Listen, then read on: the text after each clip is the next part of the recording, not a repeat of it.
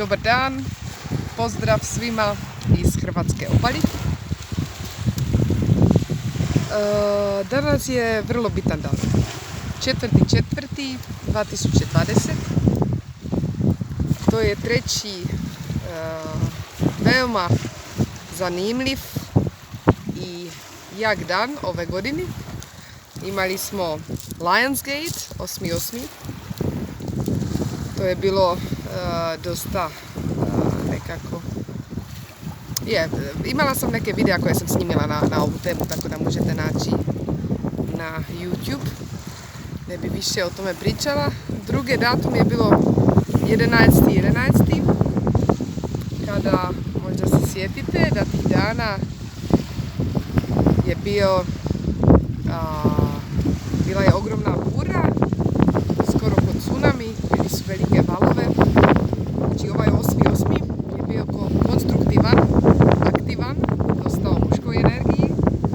I ovaj 11.11. je bio destruktivan.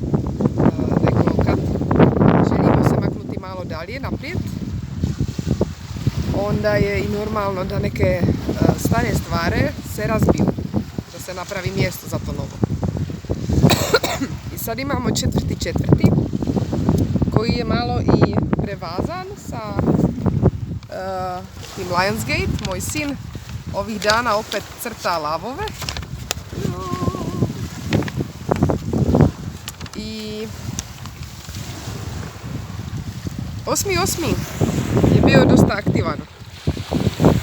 Međutim, 4.4. sad vidite, zatvoreni smo kući. Ili neki iz nas imaju sreću da možemo malo izlaziti. Ali ovaj period baš želi od nas da ugledamo duboko u sebe. Gledamo dosta i ljudi oko nas, nego smo često zatvoreni sa svojom obiteljom. Ali to što se stvarno po nas želi je da gledamo unutar se, duboko, da najdemo sve što je tamo pokrito, pred čim smo se negdje željeli pobjegnuti, kad smo cijele dani bili sa prijateljima na kavi i uživali smo u različitim entertainments koje ovaj svijet nudi. I sad nema toga više. Sad imamo samo sebe i neke naše najbliže ljudi.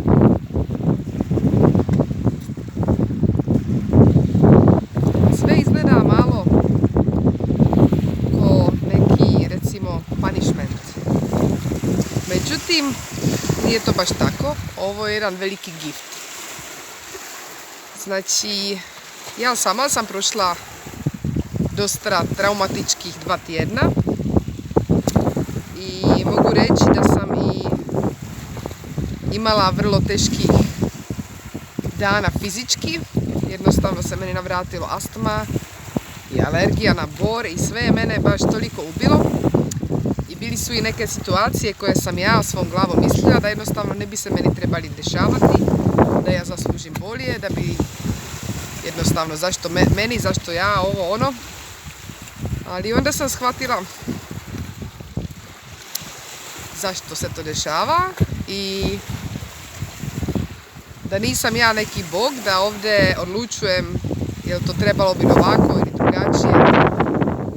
Mislim da to što je iznad nas, unutra nas, ispod nas, da sve to, taj sistem majki zemlje, sunca, mjeseca, cijelog svemira, da to sve ima neku matematiku koju mi možemo cijeli život probati shvatiti. Jednostavno sam prihvatila što se dešava i kako. I onda sam napravila jednu stvar koju bi možda i vama preporučila, koja je meni dosta popravila ovih dana. Ovih dana 4.4. je jedan, recimo, neki golden gate koji svi možemo na neki način koristiti. Recimo, u prostoriju oko nas je dosta neke recimo zlatne energije i u svom nekom unutarnjom monologu to možemo koristiti. Što sam ja napravila je da sam se sjetila nekih najloših stvara i situacija i ljudi i nešto što stvarno je meni u životu teško. I odlučila se da to sve ću vidjeti ko neki moj najbolji gift koji sam dobila. I kad sam se odlučila, onda boja toga što sam vidjela ili koga sam vidjela se promijenila na zlatnu boju. I sad tu zlatnu boju koristite, može to biti ko neka kugla koju odmah vidite koja je zlatna i to pustite kroz svoje srce. To znači da vama iz napred dolazi i pustite to leđima nazad. I to je neka unutarnji posao koji vama može dosta pomoći ovih dana. Nego ulazimo u različite situacije, pune emocija, pune toga da neko traži ko je čemu kriv. I ovo je jedan neki exercise koji može vama pomoći. I još jedan neki tip bi vama dala ovih dana. Ja sam se nažalost puno puta u životu selila. Što je meni bilo teže i teže sa godinama, ali na neki način sam se i dosta naučila. I mogu sad reći da možda je to i to u čemu sam najjača. Da znam vrlo dobro raditi sa prostorom. I kad sam bila u veoma ograničenima situacijama i prostorima, onda naučila se kako to nekako harmonizirati na ovaj način da jednostavno čovjek može doći zadovoljnosti i sreće u tom prostoru. Znači sad ovih dana da smo zatvoreni unutra, jedno vrlo bitno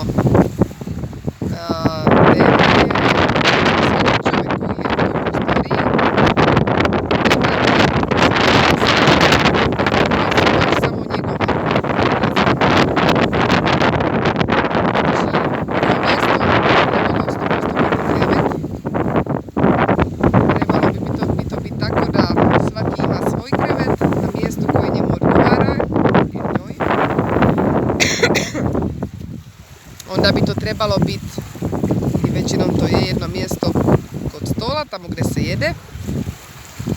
I onda neke treće mjesto gdje čovjek rado se recimo odmori kroz dan. Ili gdje se igraje ili gdje radi nešto što je njemu drago. I to bi bilo to. Ja vama želim sretan 4.4. I ovi koji imate tu sreću da ste u karanteni na obali, još bi preporučila da ako imate mogućnost da procijenite i morsku vodu koju ovdje imate i da koristite ju na način da recimo počistite svoje grlo i zube ponekad tom morskom vodom i da ako možete malo ulazite u tu vodu i samo kad nogama ulazite, jednostavno sve to je što nama popravlja naše zdravlje i naš osjećaj, a to je isto sunce. Znači ako imate mogućnost biti malo na balkonu, terasi ili malo izaći ispred kuće, onda sunce i vitamin D je baš ključ za sve viruse i sve bakterije, tako da ako imate tu mogućnost preporučam. Hvala vama da ste gledali, sve najbolje. Hvala komu da ste gledali.